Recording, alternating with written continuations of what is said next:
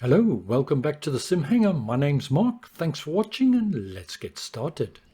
Designed in Germany in the 1920s and entering service early in the 1930s, the Junkers JU52 was a very successful aircraft. It quickly gained a reputation for versatility and flexibility. The wings are uncharacteristically long for an aircraft of this size, and you can see how thick the leading edge of the wing is. And with its 3 engines, this aircraft was designed for maximum lift, suitable for either 17 passengers or for cargo.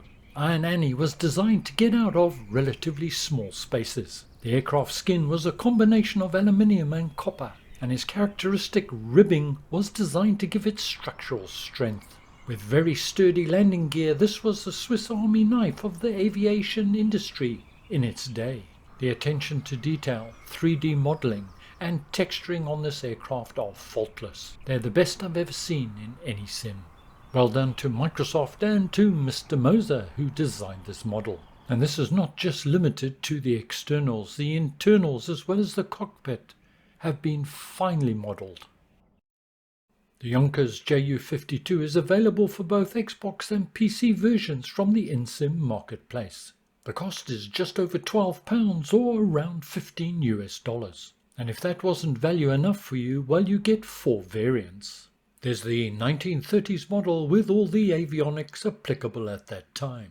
There's also a version with floats, another one with skis, and lastly there's one with more modern avionics and autopilot. Add to that the inclusion of multiple liveries. In terms of value for money, well, it's a no-brainer for me. For our test flight today, we're at Andrewsfield, Echo Golf Sierra Lima in Essex in the UK. This aerodrome, originally called Great Sailing, was built by the US Army Air Force in the Second World War, primarily as a staging and storage point for bombers and crew. And during its day, many B-26s called this home. Today it's privately owned and services mainly GA. The scenery that you're looking at is payware. It's from the developer's Burning Blue design and is available for the PC version only for just under £9. This is a modern interpretation of the airfield and is exactly as it appears today. Features their characteristic attention to detail and custom 3D objects. If you fly in this part of the world, well, I'd certainly recommend it. Burning Blue Designs, of course, previously brought us the stunning Farnborough, as well as a number of other UK-based airports. Here's a quick tip to help you get started. This aircraft has been faithfully reproduced. So as you look around the cockpit, you will see that a lot of the labelling is in German, as you would expect it to be. This can make identifying various knobs and switches difficult, but it doesn't have to be. Hit Escape on your keyboard, and from the menu selection, choose General Options. And once in General Options, choose Accessibility. And about 2/3 of the way down, you will see an option, Instrument Name Tooltips. Switch this to On and Instant. Don't forget to apply and save, and then let's get back in the cockpit. And now as you move your mouse or controller over the various levers, buttons and switches, it will give you a description of what they do and what they are. Once you're more familiar with the cockpit, of course, well, you can turn the tips off again.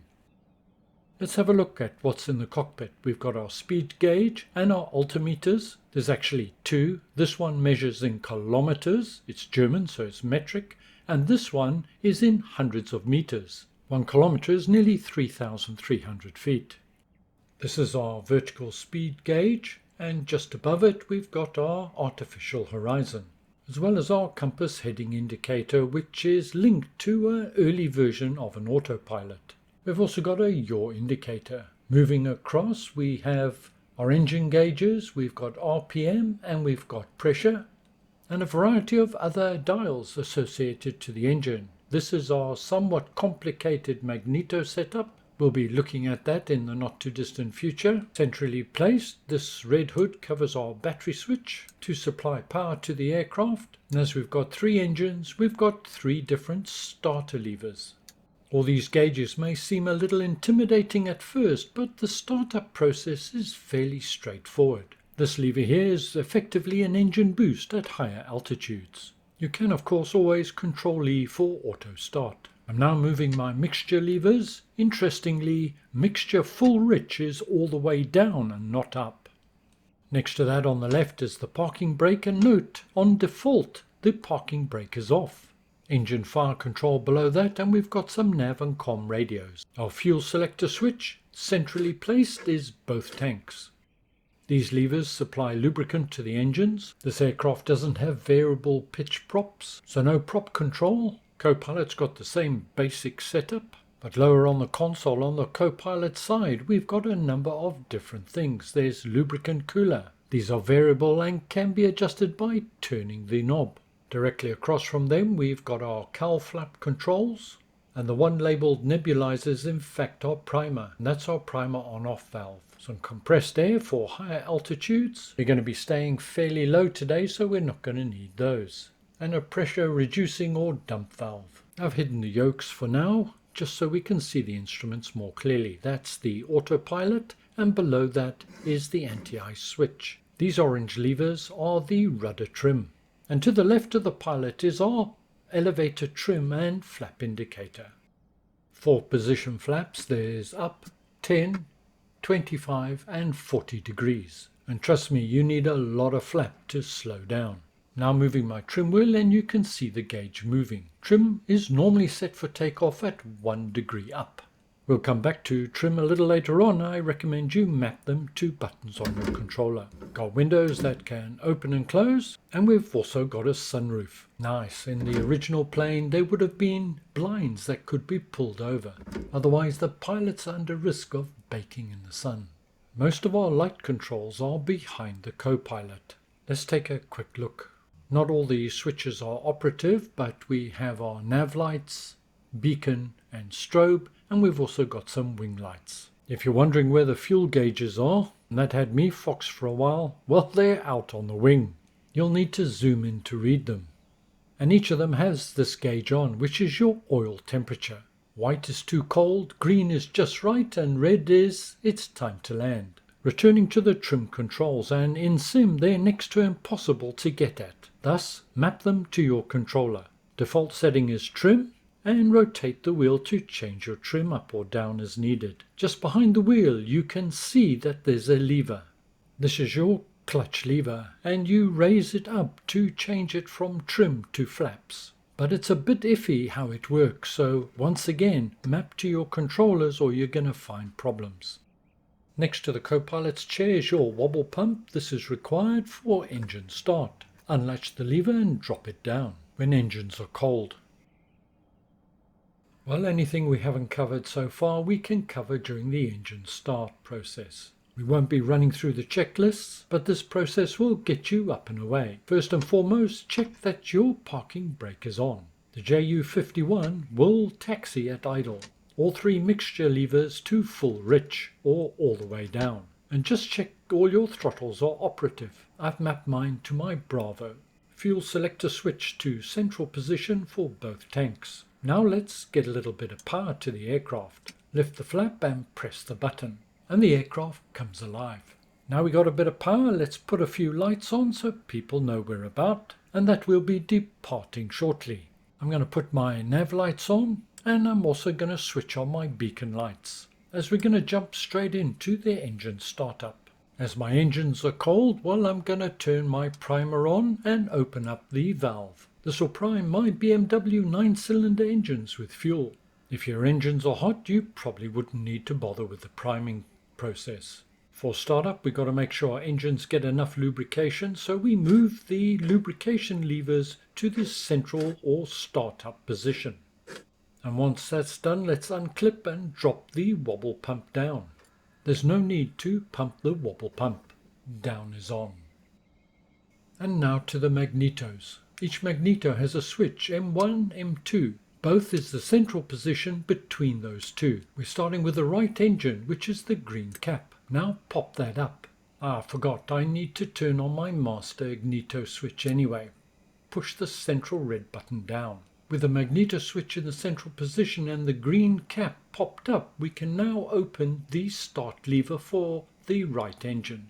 Lift the lever up and hold it for about 4 to 5 seconds maximum and then release it. And our engine should kick into life. RPM should settle at around 700.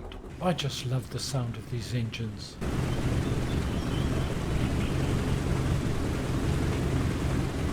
Same process now for the left engine. Lever to the central position, pop the cap up, flip the lid for the starter handle and raise the starter handle for between 3 to 5 seconds. Engine should start up and then settle at about 700 RPM. There she goes.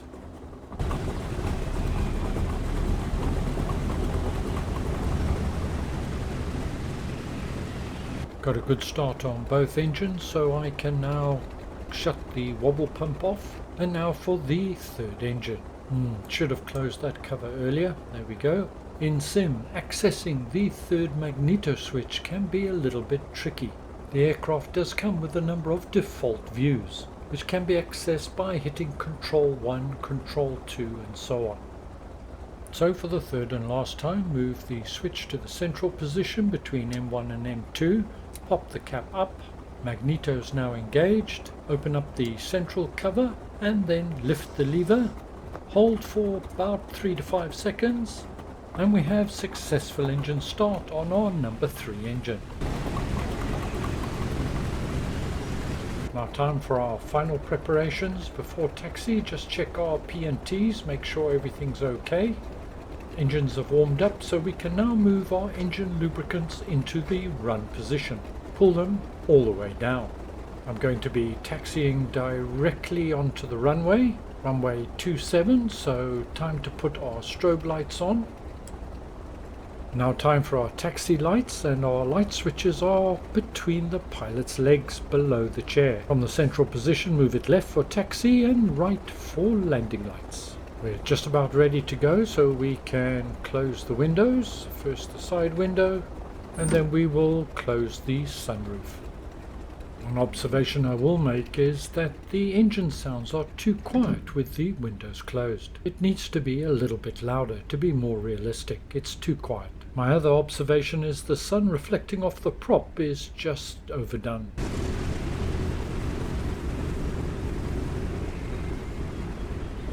Well, Tiny Jew, you're certainly a good looker.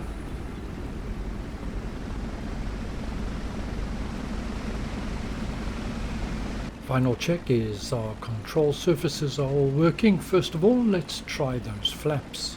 You can see the flaps and ailerons are separate to the main wing. Now let's just check our ailerons. A lot of movement there.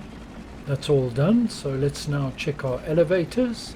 Pressing the yoke forward and backwards, that's working fine. And finally let's test the rudders, pushing my rudder pedals left and right. We're now fully ready, let's get out of here. As I'm going to be taxiing directly onto the runway, I'm going to put my landing lights on, handbrake off. Because I'm on grass, I'm just using a little bit of throttle to get moving, and now returning the throttles to idle. She certainly taxis no problem at all.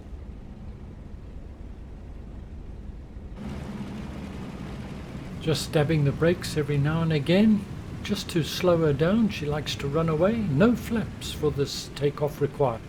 As we'll see, she'll get up in the air very, very quickly indeed, which is what she's designed to do. Just a bit more power to complete the turn, and now we'll line up ready for takeoff. You can't help but be impressed by the sheer size of these wings. She's more like a glider than anything else. Gently, gently on the brakes to stop, because she is nose heavy.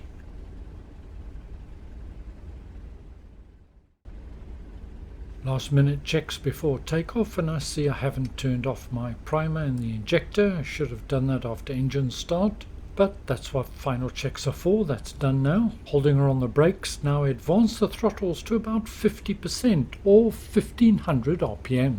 Then once engines have settled at 1500 and everything's stable, release the brakes and we're away. Everything looks fairly stable, pressure and temperature's all okay. It's time to get going. Brakes released, and now we're starting our roll. Holding the yoke in the neutral position, waiting for the tail to come up, and up it comes, and she's off. Well, I knew she'd get off quickly, but that is a bit of a surprise. You lazy girl, you didn't even want to run down the runway. She's pitching up very gently, speed coming up on 160 kilometers, which is 100 miles an hour.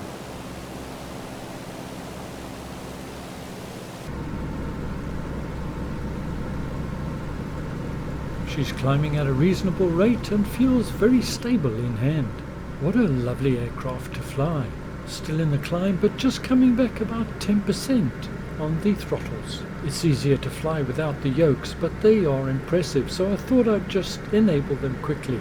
The yokes are metal except for the handle ring, which is done in oak. Or at least I think it's oak. Let's hide those yokes once again. Makes it easier to monitor everything in the aircraft. Still climbing gently, no need for adjusting trim.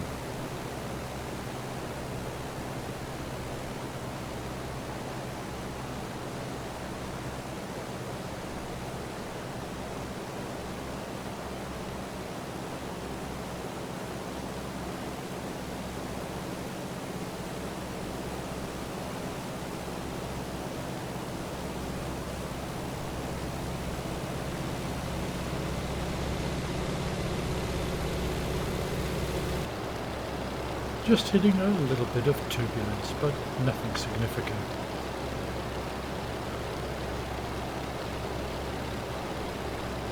My climb phase is over, and now adjusting the throttles back to about 1800 RPM or thereabouts for cruise.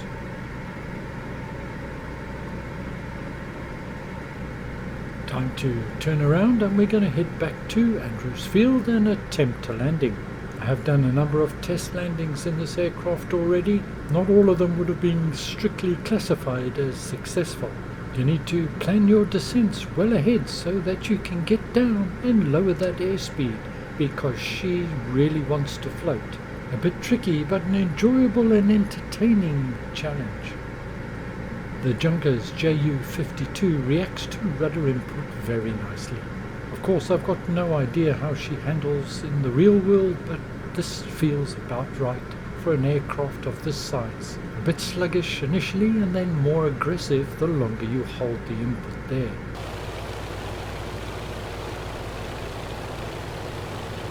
Mixture full rich, flaps one notch down as I'm entering base. That's the aerodrome to the right.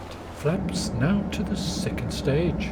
Speed is just over 100 kilometers, about 120 kilometers, and flaps full down. And once again, I think I'm coming in a little bit too fast, but it's a relatively long runway and it's clear, so we're gonna attempt a landing.